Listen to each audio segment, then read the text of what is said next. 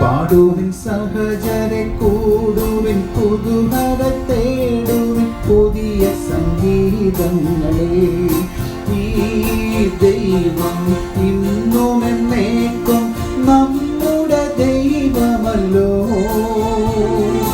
ജീവകാലം മുഴുവനും അവൻ നമ്മെ നൽവഴിയിൽ നടത്തും. പാടുവിൻ സഹചരെ, കൂടുവിൻ പുതുഹര തേടുവിൻ പുതിയ സംഗീതങ്ങളെ.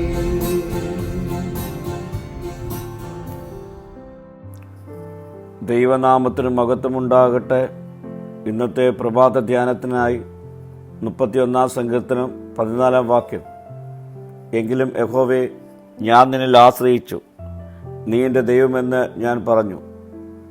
പ്രതികൂല സാഹചര്യങ്ങൾക്കിടയിലും കഷ്ടകാലത്തും വിശ്വാസത്തെയും ദൈവത്തിലുള്ള ആശ്രയത്തെയും മുറുകെ പിടിക്കുന്ന സങ്കീർത്തകനെ ഈ വാക്യത്തിൽ വ്യക്തമായി നമുക്ക് കാണാം.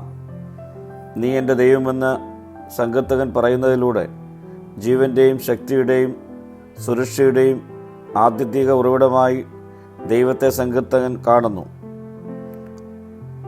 അനുകൂല സാഹചര്യങ്ങൾ പ്രതികൂലങ്ങളായി എന്ന് വരാം, മിത്രങ്ങൾ ശത്രുക്കളാകാം. എന്നാൽ നാം ദൈവത്തിൽ ആശ്രയിച്ചാൽ അവൻ നമ്മെ ഒരു നാളും കൈവിടുകയില്ല. യഹോവയിൽ ആശ്രയിക്കുന്നവർ കുലുങ്ങാതെ എന്നേക്ക് നിൽക്കുന്ന സിയോൻ പർവ്വതം പോലെയാകുന്നു എന്നാണ് വചനം നമ്മെ പഠിപ്പിക്കുന്നത്.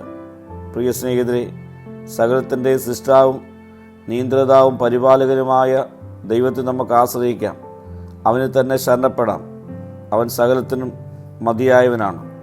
പ്രാർത്ഥിക്കാം. കർത്താവേ, നിന്നിൽ പൂർണ്ണമായി ശരണപ്പെടുവാൻ ഈ നാളുകൾ എനിക്ക് സാധ്യമാക്കി തീർക്കണമേ.